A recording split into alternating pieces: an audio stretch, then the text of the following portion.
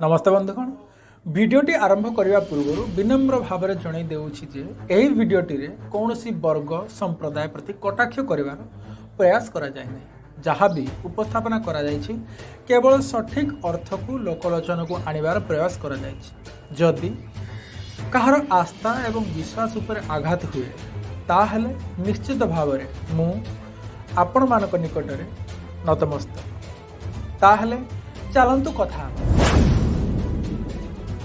बंधुगण सबु संप्रदाय रे किछि ना किछि मान्यतार प्रचलन अछि एवं ताकू लोके धार्मिक मान्यता कहते किंतु धर्म सहित सही प्रचलित मान्यतार कौनसी संपर्क ही नहीं।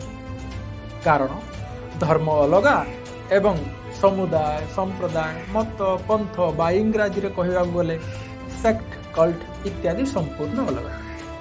धर्म सहित ए सबुर तिले मात्र संपर्क नहीं। जमितिकी आम भारत रे तीनोटी मुख्य संप्रदाय देखा मिले यथा हिंदू मुस्लिम एवं ईसाई।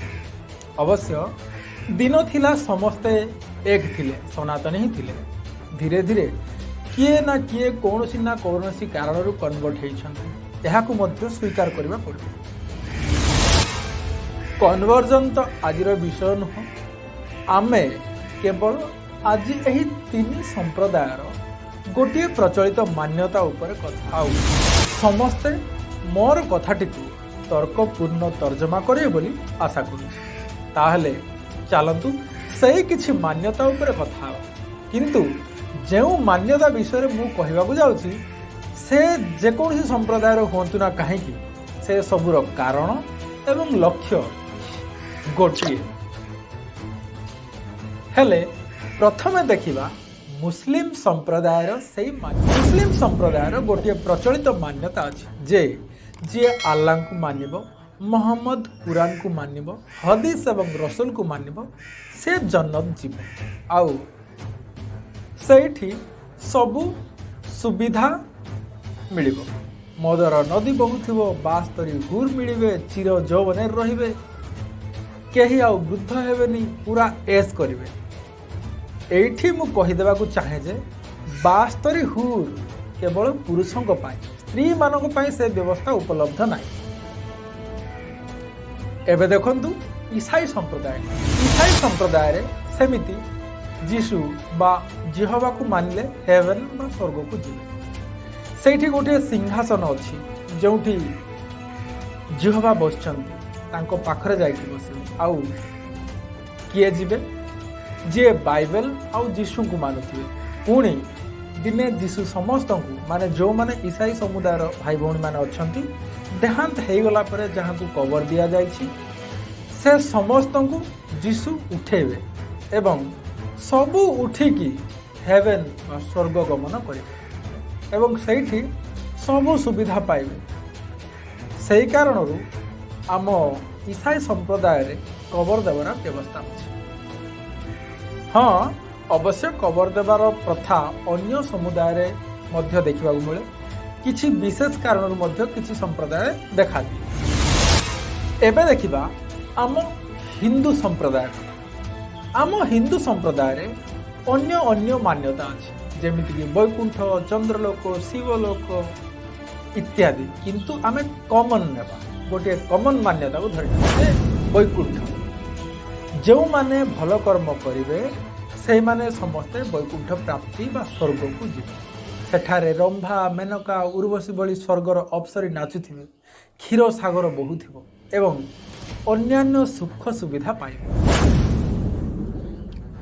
हेले ए सबु संप्रदायर मान्यतार लक्ष्य गोटिए जे गोटे निर्दिष्ट स्थान को जीवा आउ सबु सुख सुविधा पाइबा से वैकुंठ हेउ जन्नत हेउ किंबा हेवन बा स्वर्ग हेउ। एबे टिके ध्यान रे एवं तर्कशील होई सुनतु एही जेते सबु स्थान जन्नत वैकुंठ स्वर्ग हेवन भली नाम कहली सेठी जीवा पाई सर्वनिम्न योग्यता बा बेसिक इलिजिबिलिटी कौन से भल कर्म करिबा कुरान बा हदीस मानिबा ईसा बा बाइबल पढ़िबा इत्यादि को बाद देला परे मिनिमम क्वालिफिकेशन कौन एवं जहाँ समस्त समान टिके चिंता कले कहि पारिबे कि शुणु से निर्दिष्ट स्थान को जीवा पाई सर्वनिम्न योग्यता बा बेसिक इलिजिबिलिटी हैला आपण को मरिबा को पड़िबो। हाँ यू हैव टू डाई। एबे बुझी पारले तो जदि स्वर्ग को जीवार अच्छी बा जन्नत बा वैकुंठ को जीवार अच्छी ताहले आपण को मरिबा जरूरी, आपण को मृत्यु जरूरी। आउ ए जेते सब मान्यता अच्छी तार फल केबे मिलिबो मला परे। बंची थाउ थाउ केही एही सुविधा उपभोग करि पारिबे नाही। हेले आउ टिके जदि सुख सुविधा उपभोग करने कथा भाविबा ताहले चिंता करतु आमे जेउ सब सुख सुविधा उपभोग करूछु जता खाइबा पीबा देखिबा इत्यादि आम इंद्रिय मानक द्वारा जता हाथ पाटी आखि इत्यादि द्वारा करू। हाँ कि नहीं? किंतु मला पर तो शरीर ही नथिबो। जदि शरीर नाही ताहले ए सब इंद्रिय गुड़िक मध्य नथिबो।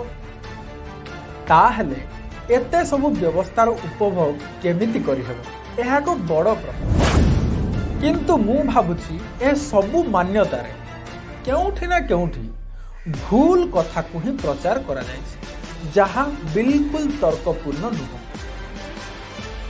आपण माने निजे ए विषय चिंता कर ताहले ठीक अर्थ कौन बा जुक्ति संगत कथा कौन जेहेतु स्वर्ग आउ नरक भली किसी शब्द बहुल व्यवहार करा जाउछि ताहार बा वास्तविक अर्थ कौन किछि तो थिबो ना। ताहले स्वर्ग एवं नरक क्यों? अवश्य आमे आगरू जो सब कथा हेले से सबू केवल भूल व्याख्यार फल।